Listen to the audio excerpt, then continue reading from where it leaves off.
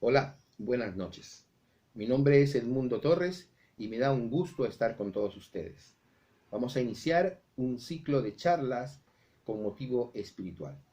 Este acompañamiento le vamos a llamar Encuentro Espiritual para todos ustedes, justamente en este tiempo de pandemia. Quiero comentarles que al interior de nuestra comunidad va a tener tres momentos. El primer momento será la exposición del tema, que lo vamos a hacer en este instante. Luego, ya internamente, un debate, preguntas, algunos pareceres y al final la conclusión. ¿Correcto? Si te gusta, escúchalo hasta el final. Bien, vamos a comenzar una introducción acerca del encuentro espiritual. Pero vamos a comenzar diciendo la idea acerca de quién es el hombre, quién es el ser humano. Y ha habido muchas versiones acerca del hombre, acerca del ser humano, muchos conceptos, muchos científicos se han encargado de hablar del hombre, ¿verdad?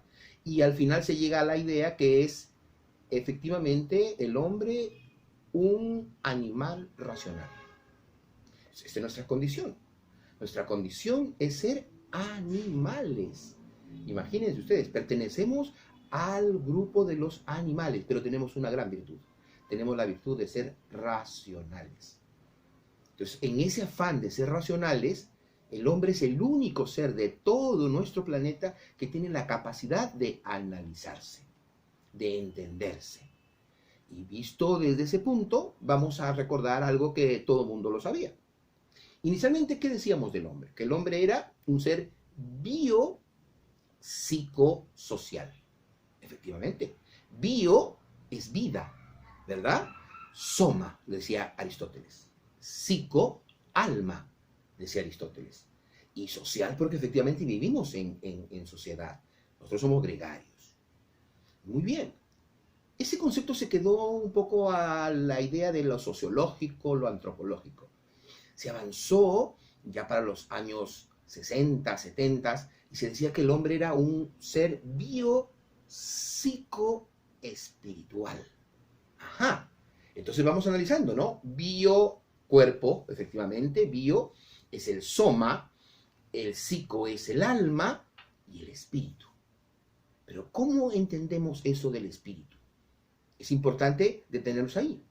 Efectivamente, lo biológico, el soma, es el que se deteriora, es el que se acaba, es la carne, ¿correcto? Es lo que al final muere. Pero el alma no. Lo psico no muere, lo psico trasciende. Entonces nos quedamos con ese binomio, ¿no es cierto? Cuerpo y alma. Pero ¿qué nos hace entender que tenemos cuerpo y alma? Justamente el espíritu. El espíritu. Y el espíritu nos hace ver también que de alguna manera hay unos elementos en nuestra inteligencia, porque somos seres inteligentes, ¿verdad? En algunos casos más sensibles. Por ejemplo, tenemos el recuerdo, tenemos el pensamiento, ¿correcto? Son más sensibles. Pero otros más sutiles, por ejemplo, el intelecto, la conciencia, la inteligencia, la razón. Esos entes sutiles de la parte espiritual son las que tenemos que entender. Muy bien.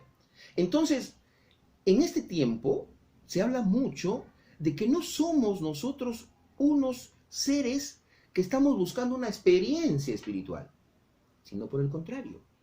Somos un espíritu que estamos haciendo una experiencia en un cuerpo. A ver, ¿cómo es esto? A ver si se logra entender. Si nosotros vamos a la misma esencia de Cristo, nos dice que Cristo se encarnó. Cristo no se creó, a Cristo no lo crearon, a Cristo se encarnó en María Virgen. Por lo tanto, entendemos que es un espíritu que vino a hacer una experiencia en un cuerpo. ¿Correcto? ¿Me entiende lo que digo? Y por lo tanto, si es un espíritu que viene a hacer una experiencia en un cuerpo, tuvo que pasar por todos los procesos humanos del cuerpo, incluso morir. Imagínense. Entonces, ¿qué nos toca a nosotros? ¿Qué nos toca a nosotros como condición humana? Buscar nuestra esencia espiritual. Entender nuestra esencia espiritual. Y una de las características de poder entender nuestra esencia espiritual es justamente eso, ¿no? ¿Cómo yo manifiesto que realmente soy un ser que tengo espíritu?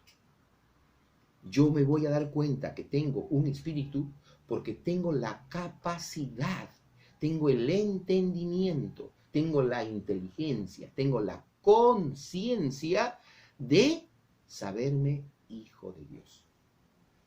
Muy bien.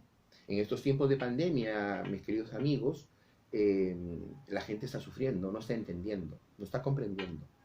Efectivamente, mucha gente se está muriendo, mucha gente está sufriendo. Parece ser que las personas han comenzado a sacar de sí mucho de su corazón, ¿no? Pero entonces, ¿qué es lo que está pasando? ¿Qué nos toca hacer ahora? Es descubrir nuestra esencia espiritual. ¿Correcto? Porque fíjense ustedes, los médicos actuales nos están hablando particularmente que las enfermedades ya no son solo somáticas, o sea, no son solamente enfermedades del cuerpo, son enfermedades psicosomáticas, son enfermedades del alma. Y parece ser que esa enfermedad del alma se transmite o se logra ver a través del cuerpo, se somatiza. Entonces, miren qué interesante acerca de esto de la esencia espiritual, del encuentro espiritual. ¿Realmente nos vamos a poder encontrar? Entonces, punto número uno. El punto número uno para poder encontrarnos es efectivamente entender qué cosa es comunicarnos con la esencia. Comunicarnos con la esencia. Cuando yo hablo de comunicarnos con la esencia, es comunicarnos con Dios, comunicarnos con la divinidad. Es decir, vivir la divinidad. Correcto. Entonces, este primer punto se va a llamar así. Se va a llamar el arte de la postura, el arte del cuerpo. Cuando nosotros hemos evolucionado en este camino de vida espiritual, hemos pensado que ser espiritual es ponerse a rezar, ¿no es cierto? Ponerse a rezar. Entonces la gente lo único que ha hecho es coger oraciones ya hechas y las ha repetido y las ha rezado. Las ha rezado. Ha utilizado la palabra, ¿no es cierto? Bueno, estaba bien, muy bien. En la Iglesia Católica se usa el rosario, se repite el rosario y se repite el rosario, pero muy bien, perfecto. Pero luego nosotros vamos dándonos cuenta que eso es parte de una rutina más bien comunitaria, ¿no? Más bien grupal, pero que no te va llenando de manera personal. Entonces pasamos a un segundo plano y decimos que en vez de rezar tenemos que orar. Ah, bueno, pero entonces orar ya es, ¿qué cosa? Es hablar desde el corazón. O sea, vas a entrar ya en el plano más psicológico. Le vas a hablar a Dios desde tu corazón. Vas a dejar las oraciones hechas para hablarle desde tu corazón. Ese es un paso más avanzadito, ¿no? Pero luego decimos que también eso incluso nos limita. Porque luego no sabemos si Dios nos escucha. ¿Cuándo nos escucha? Es que estamos utilizando la palabra, el verbo. Entonces, pasemos a una tercera etapa. Y decimos que mejor es la meditación. La meditación. Cuando en realidad ya tú tienes que callar la palabra. Cuando ya no necesitas la palabra oral. Ya no. Más bien necesitas el silencio para meditar. Miren los pasos, ¿no? El rezo, la oración, la meditación. Pero en el momento en que tú, desde ese momento, decides conectarte desde tu respiración, conectarte desde tu centro, que es tu propio cuerpo, ¿no es cierto? Estás entrando a lo que se llama la contemplación. Y en nuestra comunidad nosotros decimos que incluso tenemos que llegar a la intemplación. Algunos lo podemos lograr. Estamos en el tiempo, hermanos. Estamos en el tiempo en el cual podemos lograr esos pasos. Ya San Juan de la Cruz, ya Santa Teresa de Jesús, ya muchos místicos lo habían hecho hace mucho tiempo. Actualmente se habla mucho de la meditación trascendental. En el mundo oriental están un poco avanzados respecto a eso. En Occidente no tanto, nosotros somos Occidente, no estamos muy avanzados. Pero se habla mucho de la meditación. Claro, la meditación trascendental del mundo oriental se hace meditación por meditación. Porque es una meditación más cosmogónica, es mucho más, digamos, que tiene que ver con todo lo que es el centro del universo. En cambio, nosotros en la meditación cristiana hablamos de una meditación que nos centre. de una meditación que nos ubique, que vaya desde la respiración. Deja las palabras, abandona las palabras, ya no hables. Entonces, nosotros hablamos mucho de lo que se llama las sentadas. Punto número 1. Siéntate. Ubícate en un espacio. Somos espaciotemporales. Los seres humanos debemos tener un espacio y un tiempo determinados para nuestra meditación, nuestra contemplación. 5 minutos, no sé, 10 minutos. ¿Cuántos quieres hacer? ¿Cuántos puedes hacer? Diarios. Donde tú no utilices palabras. Te vendrán ideas, déjalas pasar. Te vendrán recuerdos, déjalos pasar. Pero no abandones la respiración. Y la respiración tiene que ser desde la nariz. La nariz se ha hecho para respirar, no por la boca. La boca se ha hecho para hablar y se ha hecho para comer. Entonces, una vez que tú comiences a centrarte, a callar tus músculos, tus nervios, tus tensiones, ¿verdad? En ese momento la respiración te va a llevar ¿a qué? A que tú te relajes. Porque en la meditación y la contemplación cristianas decimos que tiene que llevarte necesariamente a la paz. Te tiene que llevar a la paz. Hace mucho tiempo, durante el medioevo, nos dijeron que el cuerpo era malo, ¿no? Hemos tenido la idea errada de que el cuerpo era malo, pero no. El orante reza con su cuerpo. El orante ora con su cuerpo. Él todo ora. No es que el cuerpo, que es el que más se resiste, y la mente es la que se opone, ¿verdad? La mente siempre rechaza la meditación, ¿no es cierto? No nos deja, no. Tenemos que acostumbrar al cuerpo a calmarlo, a pacificarlo, a hacer que realmente entre la paz. 5 minutos de paz en silencio es el encuentro real con el que es, o sea, con la esencia, o sea, con Dios. 5 minutos con aquel que te dio la vida. Y créeme que van a ser los 5 minutos más grandes y maravillosos que has tenido durante el día. Ese es el famoso encuentro. Que sea tu motorcito, ¿no? Que sea tu motorcito. Que sea aquel que te mueva durante todo el santo día. Hay un ejemplo típico, ¿no? Madre Teresa de Calcuta. Dice que se levantaba muy temprano ella, ancianita ella, toda encorvadita, ya mayorcita, pero se iba a su capilla. Era de la India, ella era de Oriente, pero creía en las actividades de Occidente. Se iba a su capilla, tiraba su saray, o sea, su telita ahí al piso y se sentaba. No decía palabra alguna. No decía palabra alguna. Simplemente miraba el sagrario. Nada más. Y cuando la buscaban, le tocaban la puerta y le decían algo, ¿qué contestaba? No me digan nada. Yo estoy con el mejor. Pero es que ha venido el ministro tal. Bueno, que espere. Yo estoy con el mejor. Es que el rey fulano de tal quiere hablar con usted. No me interesa. Yo estoy con el mejor. Es una santa moderna que sabía entender qué cosas son esos minutos valiosos del encuentro con el Padre que le dio la vida. ¿Te dan cuenta? Otra historia muy bonita es la de un mendigo, ¿no? Un mendigo que dice que estaba siempre a la puerta de una iglesia pidiendo limosna todo el santo día. Ya llegada la noche, en la última misa, entraba, dejaba de hacer todo y se sentaba en la última banca. Y lo único que hacía era mirar al sagrario. El sacristán se movía, decía qué pasaba, era el último en salir y le iba con la queja al padre. Así que un día el sacerdote sale y le dice al mendigo: oiga usted, ¿qué hace? Y miren lo que le contesta este mendigo, ¿no? Nada, yo no hago nada. Pero entonces, ¿por qué? ¿Por qué no se va? ¿Por qué se queda hasta el final? No, es que estoy con el Padre. ¿Pero usted qué hace con el Padre? Nada. Solamente yo lo miro y Él me mira.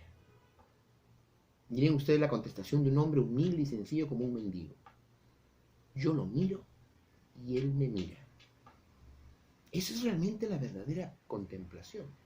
Esa es realmente la verdadera intemplación. No hay que hacer nada. Simplemente estar con el que me dio la vida. Ahora bien, obviamente va a haber problemas con el cuerpo, ¿no? El cuerpo necesita posturas. A veces creemos que la postura o el gesto es lo que más ¿no? Es lo más importante, ¿no? O me paro, o me arrodillo, o junto las manos. Es el gesto por el gesto. Es el gesto por el gesto. Nosotros en la Iglesia Católica tenemos muchos gestos, somos muy gestuales. Nos paramos, nos sentamos, nos arrodillamos, nos paramos, nos sentamos, nos arrodillamos, nos persinamos, nos arrodillamos. Pero eso es automático.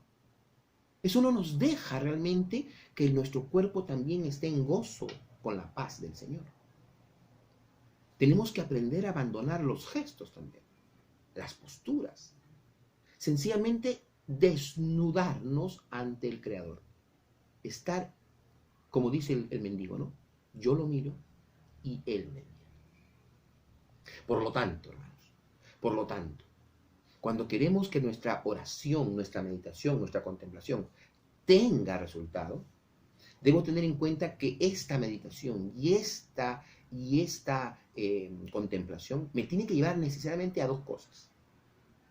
Hasta tres podrían ser. Uno, a la paz de mi alma. Dios se manifiesta en el silencio, se manifiesta en la paz. Dos, debo estar en gozo y en alegría. Debo sentir que estoy en gozo y en alegría. Y tres, me tiene que llevar necesariamente al agradecimiento y al servicio. Debo ser una persona muy agradecida. Hoy es un día maravilloso porque estoy vivo. Hoy es un día maravilloso porque Dios me da esa posibilidad de estar junto a Él y junto a los hermanos. Voy a poner el último ejemplo para que se entienda, ¿no? Yo creo que el cuerpo humano es como una especie de computadora, ya que estamos hablando de computación en estos tiempos, de informática, ¿no? El cascarón es el cuerpo, la computadora es el cuerpo. Correcto. Muy bien. Pero resulta que hay una serie de conexiones y de cables. Eso será el cerebro, será la inteligencia, ¿no? El software. ¿Verdad?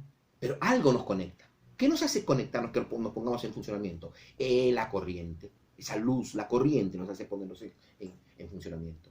Esa corriente es la chispa divina. Yo siempre me imagino cómo son las luces del árbol de Navidad, ¿no? Cuando se prenden, ¿no? Ustedes enchufan las luces y todos los foquitos al mismo momento se comienzan a iluminar. Pero basta que uno nomás se queme y deja de funcionar. Entonces, nosotros tenemos que ser luz para el mundo. Estar conectados de esa manera. Cuando yo oro por la humanidad entera. Cuando yo me encuentro con el Padre, voy a irradiar esa luz que el Padre me da a todo el mundo. ¿Se dan cuenta? Jesús en su tiempo hizo una serie de parábolas y manifestaciones y nadie le entendió, ¿no? Dice, nadie prende la luz de un candil para ponerlo debajo de su cama, pues efectivamente nadie lo prende para eso, es para dar luz, dice, hay que ser luz del mundo, dice, ¿no? Luego dice, hay que ser sal de la tierra, ¿no? Para darle sabor a la vida. ¿Se dan cuenta? Porque si mi oración, mi meditación, mi contemplación no me lleva a que yo sea sal de la tierra, a que yo sea luz del mundo, a que yo ayude a otros a realmente entender esto que es el camino espiritual, entonces no tiene sentido. Por eso decimos que ahí está la diferencia entre una meditación de corte oriental, que es meditar por meditar, para un regocijo personal, ¿no es cierto? Y una meditación que va desde el corte cristiano. ¿Por qué? Porque tiene necesariamente que llevarte a la entrega, a la paz y sobre todo al servicio. Eso es la diferencia. La diferencia de un cristiano es que te tiene que llevar a contagiar a otros, a que realmente comiencen este camino de encuentro con el Padre. Bien, amigos, entonces dice que nosotros tenemos 3 virtudes, y con esto ya termino. 3 virtudes que son la fe, la esperanza y el amor. En realidad es caritas, ¿no? Fe, esperanza y caridad. Pero miren, la palabra caritas, que está en latín, significa donación de sí. Eso significa caritas. La fe, ¿qué cosa es? Es la creencia. Ya está. Fe es creer. Muy bien. La fe mueve montañas, dice la Biblia. ¿Y qué cosa es la esperanza? La esperanza es la confianza. Es un pasito más. Es un pasito más. Es la confianza en Dios. Pero el culmen de todo, ¿cuál es? Es el amor. Es la caridad. Caritas. Es el amor. En Corintios 13, ¿qué dice, no? Tenemos fe, tenemos esperanza y tenemos amor. Pero la más importante de estas es el amor. Si tu meditación, si tu oración, si tu contemplación no te lleva a entender que eres amor, entonces no has entendido el verdadero misterio del camino espiritual. No has entendido el camino de regreso al Padre. Entonces, los animo y los exhorto a que sigan escuchando estas charlas y podamos juntos descubrir realmente el verdadero camino de regreso al Padre. Entonces, para terminar, te dejo una pequeña pregunta. Esta pequeña pregunta va a ser: ¿en qué momento de mi camino espiritual me encuentro? Que vale decir es, ¿en qué momento de mi oración personal estoy? Analízalo, piénsalo, medítalo, sincérate contigo mismo y háblale de estas cosas al Padre. Hasta la próxima. No te olvides. Gracias.